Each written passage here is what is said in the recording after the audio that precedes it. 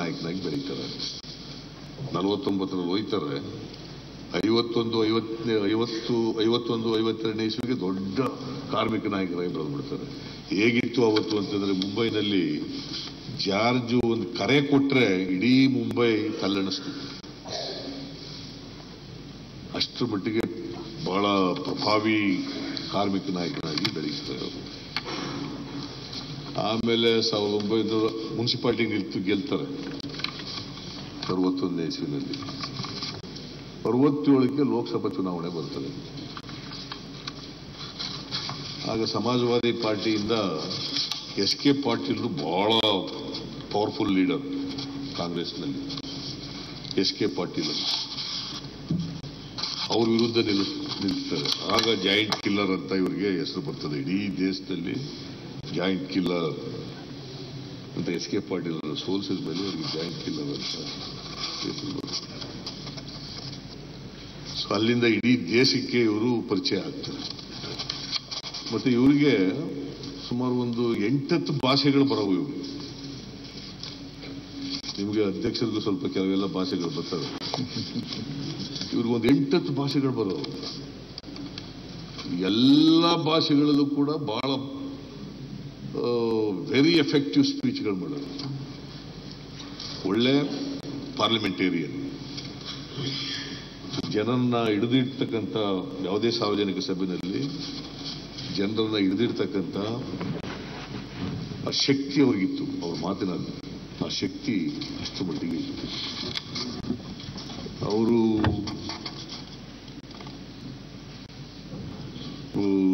ತುರ್ತು ಪರಿಸ್ಥಿತಿ ಕಾಲದಲ್ಲಿ ಭೂಗತರಾಗ್ಬಿಡ್ತಾರೆ. ಭೂಗತರಾಗಿ ಹೆಚ್ಚಾಗಿ ಕರ್ನಾಟಕದಲ್ಲೇ ಅವರ ಚಟುವಟಿಕೆಗಳು ನಡೀತವೆ. ನಮ್ಮ ಜಯೇಶ್ ಪಟೇಲ್ ಮುಖ್ಯಮಂತ್ರಿ ಆಗಿದ್ದರು. ಅವರು ಕೂಡ ಅವ್ರ ಜೊತೆ ಎಲ್ಲ ಇರ್ತಾರೆ. ಬಹಳ ಜನ ಇಲ್ಲಿ ಸೋಷಲಿಸ್ಟ್ಗಳು ಅವ್ರ ಜೊತೆ ಇರ್ತಾರೆ. ಡೈನಾಮಿಟ್ ಪ್ರಕರಣ, ಬರೋಡಾ ಡೈನಾಮಿಟ್ ಪ್ರಕರಣದಲ್ಲಿ ಅವರು ಅವ್ರ ಮೇಲೆ ಕೇಸ್ ರಿಜಿಸ್ಟರ್ ಆಗುತ್ತೆ. ಜಯೇಶ್ ಪಟೇಲ್ ಇಲ್ಲೂ ಕೂಡ ಅವರು ಕೂಡ ಡೈನಾಮಿಟ್ ಪ್ರಕರಣ ಮಾಡ್ತಾರೆ.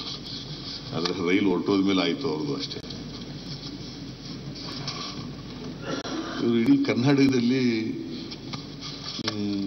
ಬೇರೆ ಬೇರೆ ವೇಷಗಳು ಹಾಕೊಂಡು ಓಡಾಡ್ಕೊಂಡು ಸಂಘಟನೆ ಮಾಡಿ ಜನರನ್ನ ಹುರಿದುಂಬಿಸಿ ಎಮರ್ಜೆನ್ಸಿ ವಿರುದ್ಧ ದೊಡ್ಡ ಹೋರಾಟ ಮಾಡ್ತಾರೆ. ಆಮೇಲೆ ಕಲ್ಕತ್ತಾದಲ್ಲಿ ಅರೆಸ್ಟ್ ಆಗ್ಬಿಡ್ತಾರೆ. ಆದ್ಮೇಲೆ ಅವ್ರನ್ನ ಜೈಲಿನಲ್ಲಿ ಇಡ್ತಾರೆ. ಆ ಜೈಲಲ್ಲಿ ಅವರೊಬ್ಬರಿಗೆ ತೊಂದರೆ ಆಗಲಿಲ್ಲ, ಅವ್ರ ಕುಟುಂಬದವರಿಗೆಲ್ಲ ತೊಂದರೆ ಆಗ್ಬಿಡ್ತದೆ. ಪಾಪ ಲಾರೆನ್ಸ್ ಫರ್ನಾಂಡಿಸ್ ಅಂತ ಇದ್ರು, ಅವರ ಬ್ರದರ್ ಒಬ್ರು ಮೇಯರ್ ಆಗಿದ್ರು. ಅವ್ರಿಗೆ ಮನೆಯಲ್ಲೂ ಕೂಡ ಹೊಡೆತ ತಿಂದ್ಬಿಟ್ಟು ಅವರು ಎಮರ್ಜೆನ್ಸಿನಲ್ಲಿ ಸರಿಯಾಗಿ ಮೈಕೆಲ್ಲು ತಮ್ಮ ಕೊನೆ ಲಾಸ್ಟ್ ಬಟ್ ಒನ್ ಮೈಕೆಲ್ ಅಂತ, ಇನ್ನು ಲಾರೆನ್ಸ್ ಅಂತ ಒಬ್ಬರು ಇದ್ರು. ಅವ್ರ 6 ಜನ ಬ್ರದರ್ಸ್. ಸೊ ಇಲ್ಲಿ ಮೈಕೇಲು, ಲಾರೆನ್ಸು, ರಿಚರ್ಡ್ಸ್ ಇವರೆಲ್ಲ 3 ಜನ ಇಲ್ಲಿದ್ರು, ಇನ್ನು 3 ಜನ ಅಲ್ಲಿದ್ರು. ಆಮೇಲೆ ಇಡೀ ದೇಶದಲ್ಲಿ ಅವರು ನೆನಪಿನಲ್ಲಿ ಉಳಿತಕ್ಕಂಥದ್ದು ಅವ್ರು 1974ನಲ್ಲಿ ರೈಲ್ವೆ ಚಳುವಳಿ, ರಾಷ್ಟ್ರ ಮಟ್ಟದ ರೈಲ್ವೆ ಚಳುವಳಿನಲ್ಲಿ ಆಗ ಇಡೀ ದೇಶ ಸ್ತಬ್ಧ ಆಗ್ಬಿಡ್ತದೆ. ರೈಲ್ವೆ ಚಳುವಳಿ ಇಡೀ ರೈಲ್ವೆ ಇಲಾಖೆ ಕಲ್ಯಾಣ ಆಗ್ಬಿಡ್ತದೆ ಅಂತ ಒಬ್ಬ ಮಹಾನ್ ನಾಯಕ. ಆಮೇಲೆ 77ನೇ ಚುನಾವಣೆಯಲ್ಲಿ ಬಿಹಾರ್ನಿಂದ ನಿಂತ್ಕೊಳ್ತಾರೆ. ಮುಜಾಫರ್ ನಗರ್ ಅಂತೇಳಿ ಅಲ್ಲಿಂದ ಚುನಾವಣೆಗೆ ಹೋಗಿ ಅಲ್ಲಿ ನಿಲ್ತಾರೆ. ಜೈಲಿನಲ್ಲಿ ಇದ್ಕೊಂಡೇ ಗೆಲ್ತಾರೆ ಚುನಾವಣೆ. ಜೈಲಿನಲ್ಲಿ ಇದ್ಕೊಂಡೇ ಮಂತ್ರಿ ಆಗ್ತಾರೆ. ಕೈಗಾರಿಕಾ ಸಚಿವರು ಅವರು ಅವತ್ತು ಕೈಗಾರಿಕಾ ಸಚಿವರಾದಾಗ ಈ ಕೋಕಾ ಕೋಲಾ ನಮ್ಮ ದೇಶಕ್ಕೆ ಬರಬಾರದು ಅಂತೇಳಿ ತೀರ್ಮಾನ ಮಾಡುತ್ತಾರೆ. ನಮಗೆಲ್ಲ ಬಂದೆ ಕೋಕಾ ಕೋಲಾ ಕುಡಿಬಾರ್ದು ಅಂತ ಹೇಳ್ಬಿಡ್ತಾರೆ. ನಾನು ಅವತ್ತು ಕೋಕಾ ಕೋಲಾ ಕುಡಿಯೋದು ಬಿಟ್ಟದ್ದು ಇವತ್ತವರು ಕುಡಿದಿಲ್ಲ. ನಾನು ಕೋಕಾ ಕೋಲಾ ಅವತ್ತು ಕೋಕಾ ಕೋಲಾ ಕುಡಿಬಾರ್ದು, ದೇಶದಿಂದ ಹೋಗ್ಬೇಕು ಅದು ಅಂತ ಹೇಳಿ ಓಡಿಸ್ಬೇಕು ಅಂತ ಮಾಡ್ತಾರೆ. ಅದು ಅವರು ಒಂದು ಹೋರಾಟ. ಆಮೇಲೆ ಅವರು ಕೊಂಕಣಿ ರೈಲ್ವೆ ಇದೆಯಲ್ಲ, ಅವ್ರ ಕನಸು ಅದು.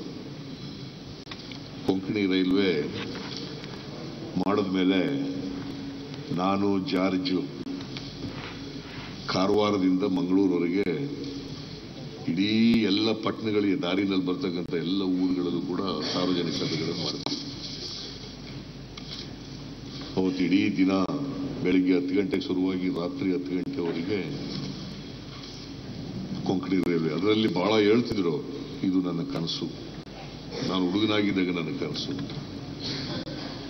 ಮುಂಬೈಗೆ ಮತ್ತು ಮಂಗಳೂರಿಗೆ ರೈಲ್ವೆ ಲಿಂಕ್ ಆಗಬೇಕು, ಬಹಳ ಕಡಿಮೆ ಅವಧಿನಲ್ಲಿ ಹೋಗ್ಬೇಕು ಜನರು. ಬಹಳ ಜನ ಮಂಗಳೂರಿನ ಜನ, ಉಡುಪಿ ಜನ ಮಂಗಳೂರು ಬರ್ತಾರೆ ಅಂತೇಳಿ ಆ ಕೊಂಕಣ್ ರೈಲ್ವೆಯನ್ನ ಅವರು ಮಾಡ್ತಾರೆ. ಅದು ಒಂದು ಪ್ರೈವೇಟ್ ಕಂಪನಿ ಮಾಡಿ, ಕಂಪನಿ ಮಾಡಿ ಒಂದನ್ನ, ಆ ಕಂಪನಿ ಮೂಲಕ ಅದನ್ನ ಮಾಡ್ತಕ್ಕಂಥದ್ದು ಮೊದಲನೇ ಬಾರಿಗೆ ಅದನ್ನು ಮಾಡ್ತಾರೆ. ಆಮೇಲೆ ರೈಲ್ವೆ ಸಚಿವರಾಗಿ ಪೊಕ್ರಾನ್ ಬಹಳ ದೀರ್ಘಕಾಲವಾಗಿ ರೈಲ್ವೆ ಸಚಿವರಾಗಿರ್ತಾರೆ. ಅವ್ರ ಕಾಲದಲ್ಲಿ ಬಹುಶಃ ನಾನು ಎಲ್ಲ ಮಂತ್ರಿ ನೋಡಿದ್ದೀನಿ. ನಾನು ಬಹಳ ಜನ ಕೇಂದ್ರದ ಮಂತ್ರಿಗಳು, ರಾಜ್ಯದ ಮಂತ್ರಿಗಳು, ಪ್ರಧಾನಮಂತ್ರಿಗಳು, ಮುಖ್ಯಮಂತ್ರಿಗಳು ನೋಡಿದ್ದೀನಿ. ಯಾವುದೇ ಸೆಕ್ಯೂರಿಟಿ ಇಲ್ಲದೇನೆ ಮಂತ್ರಿ ಕೆಲಸ ಮಾಡಿದವರು. ಅವ್ರ ಮನೆ ಬಾಗಿಲು ತೆಗೆದುಬಿಟ್ಟಿತ್ತು, ಯಾವ ಸೆಕ್ಯೂರಿಟಿನೂ ಇರ್ತಿಲ್ಲ ಅವ್ರ ಮನೆಗೆ. ಯಾವಾಗಲೂ ಬಾಗಿಲು ತೆಗೆದಿರೋದು. ಯಾರು ಬೇಕಾದ್ರೂ ಹೋಗ್ಬೋದಾಗಿತ್ತು, ನೋಡ್ಬೋದಾಗಿತ್ತು. ಯಾವುದೇ ಅಡೆತಡೆ ಇರ್ತಿರ್ಲಿಲ್ಲ. ಯಾವತ್ತೂ ಒಬ್ಬ ಗನ್ಮ್ಯಾನ್ ಜೊತೆಲಿ ಇಟ್ಕೊಂಡವರಲ್ಲ. ಅಷ್ಟರ ಮಟ್ಟಿಗೆ ಸರಳವಾಗಿ ರಾಜಕಾರಣ ಮಾಡಿದವರು. ಪಾಪ ಅಂತೆಯವರು ದುರಂತಮಯ ಸಾವನ್ನಪ್ಪಿದ್ದಾರೆ. 2010ರಿಂದ ಅವರಿಗೆ ಜ್ಞಾಪಕ ಕಮ್ಮಿ. ಸುಮಾರು 9 ವರ್ಷಗಳ ಕಾಲ ಅವರು ಜ್ಞಾಪಕ ಗುರುತಿಸಲಾರದೇನೆ ಹಾಗೇ ಇದ್ರು. ಇತ್ತೀಚೆಗೆ ನಿಧನರಾದರು 29 ತಾರೀಕು. ನಾನು ಹೋಗಿದ್ದೆ, ಡೆಲ್ಲಿಗೆ ಹೋಗಿದ್ದೆ ನೋಡ್ಲಿಕ್ಕೆ. ಅವರಿಗೆ ಒಬ್ಬ ಅಂತ ಹೋರಾಟಗಾರ, ಯಾರಿಗೆ ದನಿ ಇಲ್ಲ ಅವ್ರಿಗೆ ಧ್ವನಿಯಾಗಿದ್ದಂಥವ್ರು, ಒಬ್ಬ ಮಹಾನ್ ಕಾರ್ಮಿಕ ನಾಯಕರಾಗಿದ್ದಂಥವ್ರು, ಅತ್ಯಂತ ಪ್ರಾಮಾಣಿಕ ಸರಳ ರಾಜಕಾರಣಿಯಾಗಿದ್ದರು, ಇನ್ನೊಬ್ಬರಿಗೆ ಆದರ್ಶವಾಗಿದ್ದಂಥ ವ್ಯಕ್ತಿ. ಇವತ್ತು ಅವರನ್ನು ಅಗಲಿದ್ದಾರೆ.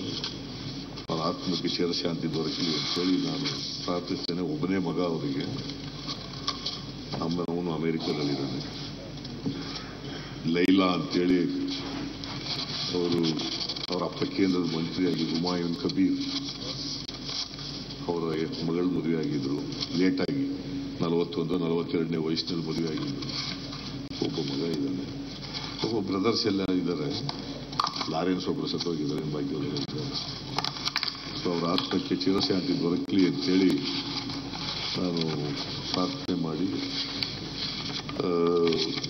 ಸಾಲೇರ್ ಸಿದ್ದಪ್ಪ ಇವರು ಸಮಾಜವಾದಿ ಪಾರ್ಟಿನಲ್ಲೇ ಇದ್ದವರು. ಭದ್ರಾವತಿಯಿಂದ 83-85ರಲ್ಲಿ ಶಾಸಕರು. ನನಗೆ ಒಳ್ಳೆ ಸ್ನೇಹಿತರು, ರಾಜಕಾರಣಿ ಮತ್ತು ಕೃಷಿ ಕುಟುಂಬದಿಂದ ಬಂದದ್ದು. ಮತ್ತೆ ನೇರ ನುಡಿಯಿಂದ, ಯಾವಾಗಲೂ ನೇರ ನುಡಿಯ ಮನುಷ್ಯ.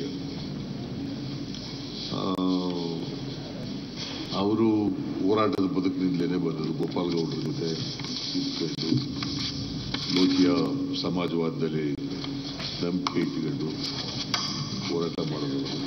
ಅವರು ಕೂಡ ಕೊನೆಯಲ್ಲಿ ಪಾಪ ಆರೋಗ್ಯ ಕೆಟ್ಟಿತ್ತು ಅವರಿಗೆ, ಸಾಧಿಸಿದ್ದರು. ನಾನು ಯಾವಾಗಲೂ ಭದ್ರಾವತಿಗೆ ಹೋಗಿದ್ದಾಗ 3-4 ವರ್ಷಗಳ ಹಿಂದೆ ಅವ್ರ ಮನೆಗೆ ಹೋಗಿ ಮಾತಾಡ್ಸ್ಕೊಂಡು ಬಂದಿದ್ದೆ. 83-85 ನಮ್ಮ ಜೊತೆ ಶಾಸಕರಾಗಿದ್ದರು. ಯಾವಾಗಲೂ ಹೇಳ್ಬೇಕಾದನ್ನ ಬಹಳ ಸ್ಪಷ್ಟ ಮಾತುಗಳಲ್ಲಿ ನೇರವಾಗಿ ಹೇಳ್ತಕ್ಕಂಥ ಪ್ರವೃತ್ತಿಯನ್ನು ಬೆಳೆಸ್ಕೊಂಡಿದ್ದರು. ಅವರು ನಮ್ಮನ್ನು ಅಗಲಿದ್ದಾರೆ. ಅವರ ಆತ್ಮಕ್ಕೂ ಕೂಡ ಚಿರಶಾಂತಿ ದೊರಕಲಿ ಅಂತೇಳಿ ನಾನು ಈ ಸಂದರ್ಭದಲ್ಲಿ ಪ್ರಾರ್ಥಿಸಿ, ದತ್ತು ಯಲ್ಲಪ್ಪ ಅಕ್ಕಿಯ ಗೋಲ್ಡ್ ಚಿಕ್ಕೋಡಿ ಕ್ಷೇತ್ರದಲ್ಲಿ ಒಮ್ಮೆ ಶಾಸಕರಾಗಿದ್ದರು. ಮೈಸೂರು ಕ್ಷೇತ್ರದಿಂದ ಶಾಸಕರಾಗಿದ್ದರು. ಬಹುಶಃ ಅವರು ಆಕ್ಸಿಡೆಂಟ್ನಲ್ಲಿ ಹೋಗ್ಬಿಟ್ರು, ಮೋಟರ್ ಸೈಕಲ್ ಆಕ್ಸಿಡೆಂಟ್ನಲ್ಲಿ ಹೋಗ್ಬಿಟ್ರು. ಅವರು ಜಿಲ್ಲಾ ಪಂಚಾಯತಿ ಸದಸ್ಯರಾಗೂ ಕೂಡ ಕೆಲಸ ಮಾಡಿದಂಥದ್ದು. ಅವರು ಕೂಡ ನಮ್ಮನ್ನು ಅಗಲಿದ್ದಾರೆ. ಅವರ ಆತ್ಮ ಕೂಡ ಚಿರಶಾಂತಿ ದೊರಕಲಿ ಅಂತೇಳಿ ಪ್ರಾರ್ಥನೆ ಮಾಡಿ ನಿಮ್ಮ ನಿರ್ಣಯವನ್ನು ಬೆಂಬಲಿಸಿ ನಾನು ಮಾತು ಮುಗಿಸ್ತೇನೆ. ಗೋವಿಂದ್ ಕಾರಜೋಳ ಅವರು ಈ ವಿಡಿಯೋ ನಿಮಗೆ ಇಷ್ಟವಾದಲ್ಲಿ ಲೈಕ್ ಮಾಡಿ, ಶೇರ್ ಮಾಡಿ, ಸಬ್ಸ್ಕ್ರೈಬ್ ಮಾಡಿ.